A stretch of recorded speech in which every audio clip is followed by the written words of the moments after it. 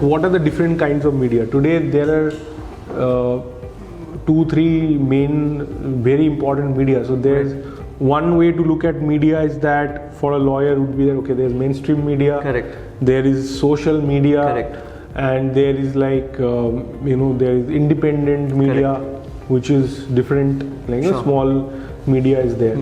One other way is that there is, in India especially, there's English speaking elite media, correct, and then there is vernacular local media, correct, which might have more coverage, but it is not considered as elite as it is.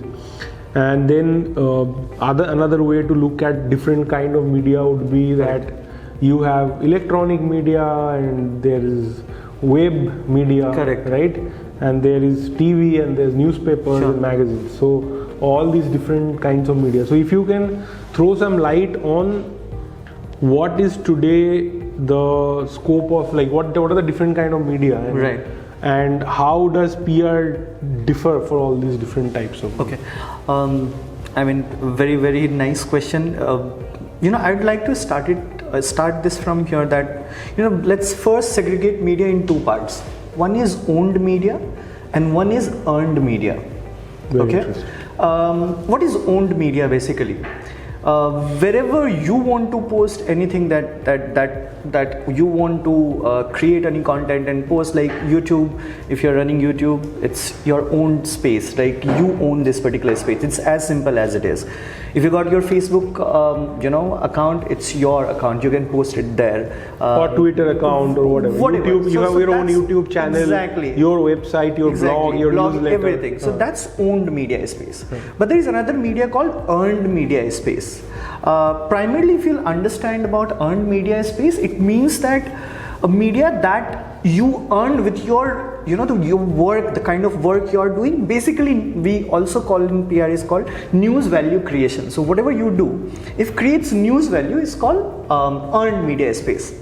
Now so let me take an example, sure, right?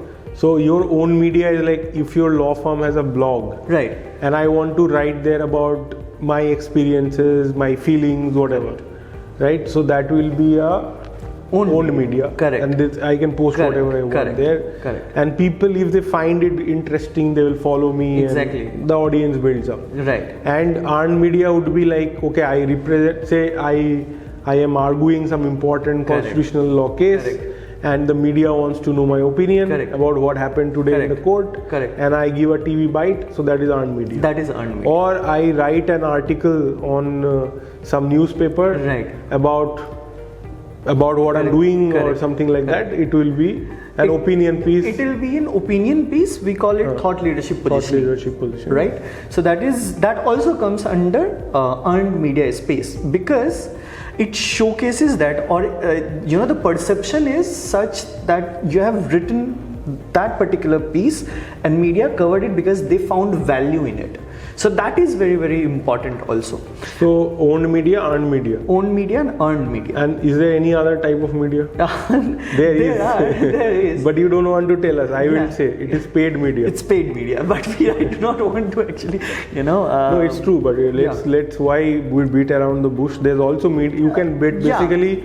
If your article will not normally get published, today every media has some segment, some pages, something where you can just pay money and get published. I can give you today's example. Today Brahmastra released, this movie, this huge movie, 410 crore movie that is released. 410 crore. 410 crore. That was the budget of the movie. Now let's see. First post, which is a platform, you see one positive coverage is there and one negative coverage is there. Negative coverage is done by the journalist, but positive coverage has to be done by the the other means and all that, right? So they're balancing things out. Raman is correct. So basically, if there is something, I don't have own media and I am not able to get earned media, right? It is possible that I might be able to pay and still publish some news. 100%. News or article or review or opinion or whatever. Review, opinion, anything that anyone want to do that, Second thing, the second question you asked about the segregation of mediums. I would call it mediums. electronic medium, which is a TV channel, which is visual medium, I would say, and another is printed medium that we read. I always suggest my clients, and I always suggest people who would like to build their brand with the help of PR is they should be really focused about their objective. If they are aware about their objective, that what they are trying to do, where they want to reach, they should segregate media according to that particular objective that they have decided. For example, if let's say my target audience reads Times of India, if I'll get myself as in the story placed in ET, that is not going to be helpful for me, because we should be knowing that what kind of mediums our target audiences are using. So these are the very basic things that we should. So basically, if I am going to put an effort in getting media coverage, whether it's paid or even if it is earned, right, very important for me to see where is that my target audience is. Yes. So if I am a lawyer who's dealing with, let's say, private equity investors, correct, then I need to see if there is any media that private equity investors read, correct, and then I need to go for that media rather than going for a general media. Correct. There's no point otherwise. There is no point. And if I am dealing with say, I don't know, like if I am dealing with B2C, like say right, people who are buying properties, real estate, I want to cater to them. Right. So I need to, then I can go for a general newspaper, because that is you can go for the general newspaper, but then again you'll have to actually focus on the communication that you are trying to build. So the kind of words you are using in your press release that you are putting forward or your authored piece, that's also very, very important, right? How you're presenting yourself, we call it building the brand personality. When a lawyer comes to you for PR, what is it that they are looking for? Let's not talk about brands in general, but let's talk about lawyers. Okay. So if a lawyer comes to a PR agent, what are they looking for? I have some assumptions. I'll tell you what my assumptions are. So obviously, if I am a lawyer and I am getting quoted in news articles, right, then that definitely would help. Yes. Right. So there are journalists who are writing stories about legal issues every other day. Right. And they need quotes of legal experts. Right. Right. And if they can get that, right, like if I'm a lawyer and my clients or would-be clients would read my name in a court, right, obviously that is a signal that I have some expertise. Right. Because media is taking my opinion on it. Absolutely. Right. So that is one. That is one. Yeah. Another reason I would suspect would be that for right now there's a lot of TV debates. TV debates has a lot of importance, right? Yes. And there are TV debates happening all the time. Yes. And we can see there are a lot of lawyers appearing in those TV debates. Yes. So there is a role of legal advisors in those debates. Right. Right. So somebody who can bring the legal perspective. Right. And obviously lawyers would be very keen on being part of those debates. Right.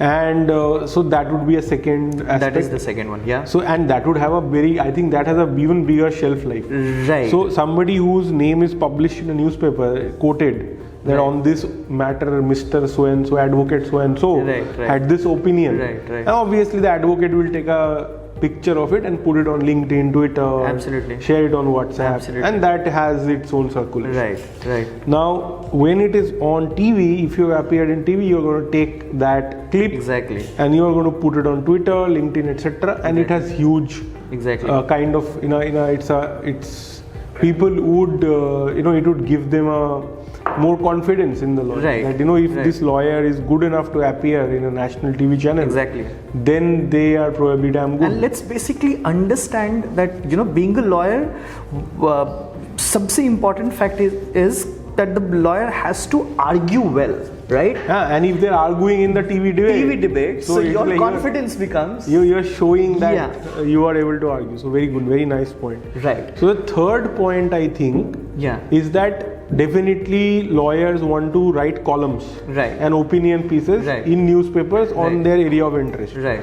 So if I am a divorce lawyer and I am writing on the new amendments that should be there, or if I am able to write on say some proposed amendment or a judgment that came up, etc. Right. And I'm writing opinions about that. Right. So that is also a very powerful way to project Exactly. to my potential You are a clients subject and matter the expert. subject matter expert, and also I'm spreading knowledge. Spreading knowledge. So that is actually a very powerful signal. Exactly, right? exactly. So professionally beneficial. Exactly. So these three I can see very clearly why a lawyer would go to a peer event. Right. But is there more than this? Yes, there are more aspects to it. Let's say if somebody is practicing lawyer in Allahabad High Court, right? They know that most of their clients are from that particular side, right? Not from Delhi.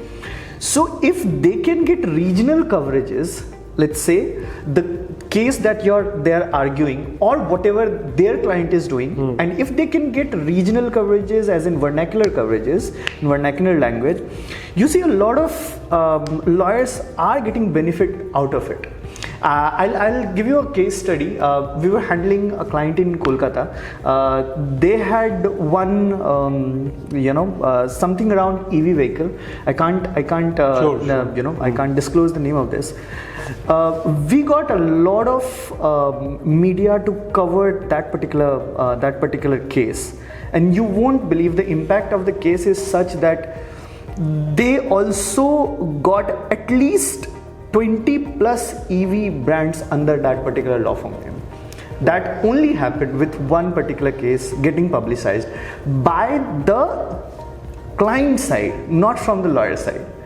Right. So client publicized that case that we won. Yeah, and the law firm name got covered. Exactly. And as a result, the law firm, all other EV companies went to them. Yeah.